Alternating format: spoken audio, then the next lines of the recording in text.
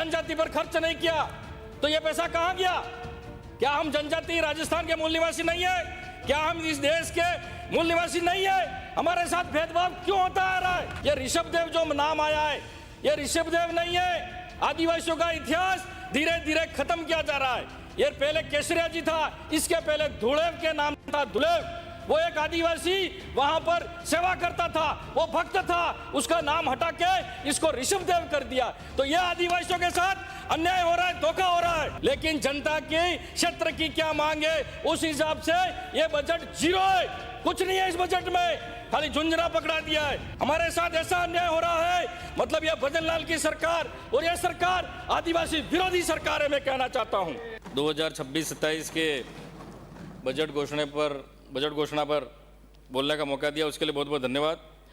माननीय अध्यक्ष महोदय, इस बजट में SC/ST के लिए बिल्कुल जीरो बजट है।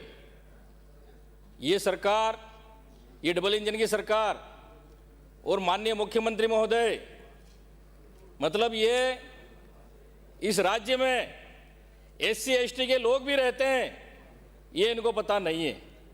तो अब की बार 1 रुपये की भी घोषणा नहीं की और पहले वाले बजट में 2025-26 में 1750 रुपये की घोषणा की थी, वो भी धरातल पर एक पैसा का काम नहीं हुआ। तो ये डबल इंजन की सरकार कर क्या रही है? पहले वाला बजट ही पूरा नहीं हुआ।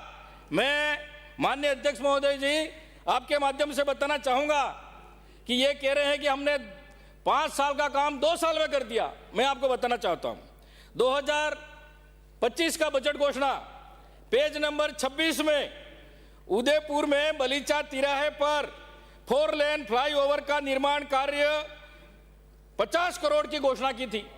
एक ईंट तक नहीं लगी अभी वहां पर, मैं उसी रोड से जाता हूं और यह घोषणा में है। उसके बाद पेज नंबर 29 में डूंगरपुर सहित 15 शहरों में रिंग रोड के निर्माण की 50 करोड़ की घोषणा की थी। आज तक वो रिंग रोड नजर नहीं आई है, पता नहीं कागजों में है कि किधर गई। माननीय अध्यक्ष महोदय, पेज नंबर 31 पर 2025 की घोषणा की बात कर रहा हूं। जनजाति के लिए 1750 करोड़ की घोषणा की थी। 1 रुपया भी जनजाति पर खर्च नहीं किया तो यह पैसा कहां गया? क्या हम जनजाति राजस्थान के मूल निवासी नहीं है? क्या हम इस देश के मूल निवासी नहीं है? हमारे साथ भेदभाव क्यों होता आ रहा है? प्राचीन काल से हमारे साथ भेदभाव होता आ रहा है।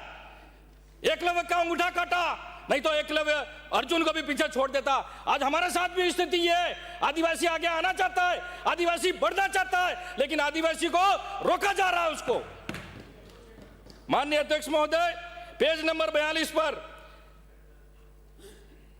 राज्य के आदिवासी बाहुल्य जिलों में ऐतिहासिक धार्मिक स्थलों पर 100 करोड़ रुपए की घोषणा की थी। क्या हुआ? उसमें धार्मिक स्थलों में आ गया त्रिपुरा सुंदरी, मानगढ़ धाम, बेड़ेश्वर धाम, सीता माता अभ्यारण्य, ऋषभदेव, गौतमेश्वर मंदिर। क्या हुआ? आदिवासियों के ये धार्मिक स्थल है, 1 रुपया खर्च नहीं किया और बात कर रहे हैं डबल इंजन की सरकार, डबल इंजन की सरकार। 1 रुपये का काम नहीं हुआ। माननीय अध्यक्ष महोदय, ये ऋषभदेव जो नाम आया है, ये ऋषभदेव नहीं है। आदिवासियों का इतिहास धीरे धीरे खत्म किया जा रहा है। ये पहले केसरिया जी था, इसके पहले धुलेव के नाम था धुलेव।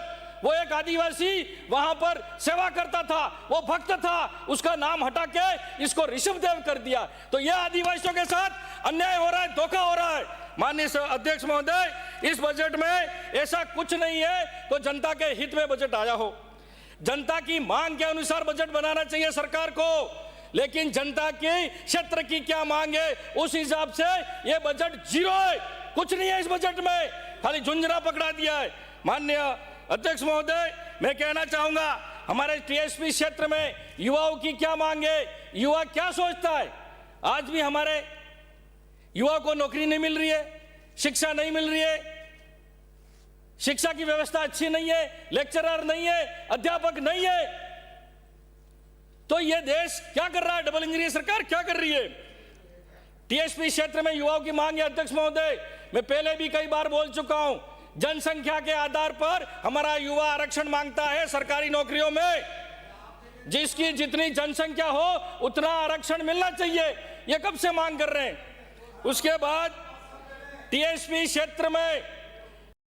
क्षेत्र में प्रशासनिक सेवा में वहां की भौगोलिक स्थिति, वहां की आर्थिक स्थिति, वहां की सामाजिक स्थिति को देखते हुए गरीब जो भील जनजाति के लोग रहते हैं, टीएसपी क्षेत्र में 12 में से 6% आरक्षण पृथक से हमको मिलना चाहिए, तो हम वहां के भील थोड़ा ऊपर उठ सकते हैं। हमारे वहां पर जमीन भी नहीं है खेती के लिए, 1 बीघा 2 बीघा जमीन है। माननीय अध्यक्ष महोदय, ये हमारे युवाओं की मांग है। माननीय अध्यक्ष महोदय, जनजाति लोग बिला नाम भूमि पर, पढ़े लिखे नहीं होने के कारण चारागाह भूमि पर, बंजर भूमि पर, जंगल की जमीन में बरसों से रह रहे, 100 साल, 150 साल हो गए। लेकिन ये डबल इंजन की सरकार ने 3 बार शिविर लगा दिए, 3 बार कैंप लगा दिए, एक व्यक्ति को पट्टा तक नहीं दिया, और ये बात कर रहे हैं कि हमें डबल इंजन की सरकार है, डबल इंजन की सरकार है।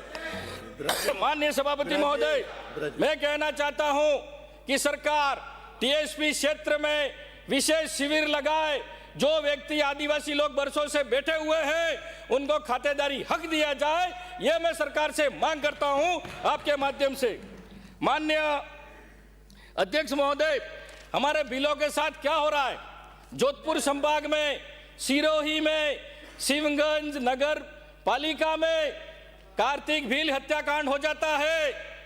बजट, अरे उस समय में बजट की बात कर रहा हूं, हत्याकांड बजट की बात कर रहा हूं। अध्यक्ष महोदय, वो जमीन के पट्टे के लिए दर दर भटक रहा है, और हमारे मंत्री महोदय, सरकार में मंत्री महोदय बैठे हुए हैं, उन्होंने आश्वासन दिया कि आपको पट्टा दिया जाएगा।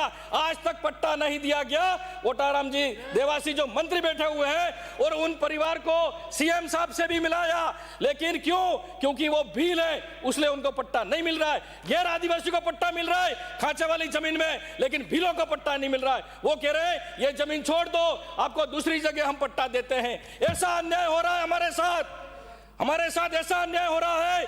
मतलब यह भजनलाल की सरकार, और यह सरकार आदिवासी विरोधी सरकार है। मैं कहना चाहता हूं अध्यक्ष महोदय, ये कुपाराम भील जो आज भी 20 महीनों तक धरने पर बैठा था, उसका पूरा परिवार पट्टे के लिए उसको पट्टा नहीं दे रहे। और सरकार जब पीएम आवास घोषणा करती है तो उनको कहते हैं आपके आबादी में आपकी जमीन नहीं है, इसलिए आपको पट्टा नहीं मिलेगा। लेकिन जो खेत में आपका खाता है आप वहां पर बनाओ, फिर वो जमीन गैर आदिवासी ले लेगा तो उसके आबादी भी हो जाएगी, उसको पट्टा भी मिल जाएगा। तो हमारे आदिवासियों के साथ अन्याय क्यों हो रहा है? क्या कर रही है सरकारें? आज तक आदिवासियों के साथ धोखा होता है। माननीय अध्यक्ष महोदय, मैं कहना चाहूंगा,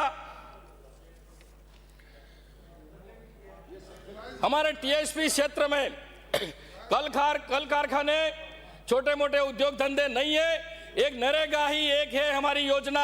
नरेगा के माध्यम से हमारे लोग जीवन यापन करते, नहीं तो उनको प्लान होना पड़ता है गुजरात, अहमदाबाद, महाराष्ट्र। मैं सरकार से निवेदन करना चाहूंगा कि आप टीएसपी एरिया में उनके 300 दिन करे जाएं। आप कह रहे हो कि हम 100 दिन 125 दिन बढ़ा दिए।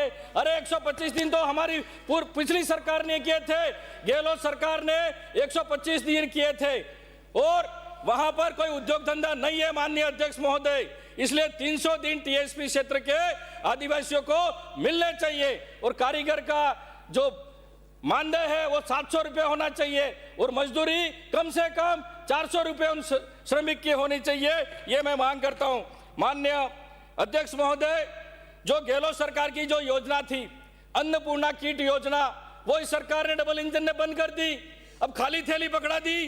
अरे कम से कम पैकेट तो भर के देते, कम से कम जिसके बेटा बेटी नहीं है वो परिवार तो कम से कम महीना भर चलता था। ऐसे स्वास्थ्य में 25 लाख तक का निःशुल्क बीमा, फ्री इलाज, 10 लाख का दुर्घटना बीमा योजना, फ्री की जांचें, एमआरआई, सिटी स्कैन, फ्री की दवाइयां, ये सब इस सरकार डबल इंजन की सरकार ने बंद कर दी है। इस बजट में ऐसा कुछ नहीं है। माननीय सभापति महोदय, मैं कहना चाहूंगा, माननीय अध्यक्ष महोदय, जो शहर के पेयजल को लेकर अभी जो जेजेएम या जो काम चल रहा है शहर में, पूरी सड़कें खोद दी है, लोग घर से बाहर निकल नहीं सकते, और आप कह रहे हो हमने घर घर नल पहुंचा दिया। इस स्थिति में ये डबल इंजन की सरकार ने ऐसा कुछ काम नहीं किया है। एसटी एससी की छात्रवृत्ति समय पे नहीं मिल रही है, उनकी छात्रवृत्ति बढ़ाई जाए। और जनजाति छात्रावासों की हालत बिल्कुल खराब है, बिल्कुल दयनीय है, जर्जर है, कभी भी बिल्डिंग गिर सकती है, उनके पलंग की स्थिति खराब है, उनके बिस्तरों की स्थिति खराब है। इस तरह से इस बजट में कुछ नहीं है। और माननीय जलदाय मंत्री ने पूर्व बजट में घोषणा की थी हैंडपंप मिस्त्रियों की हम भर्ती करेंगे, अभी तक क्या हुआ भाई? दूसरा बजट आ गया, एक भी भर्ती नहीं की है। ये झूठ बोलने वाले लोग हैं, जोर से बोलने वाले लोग हैं, धरातल पर काम नहीं हुआ है। माननीय अध्यक्ष महोदय, शंकर लाल ढेचा।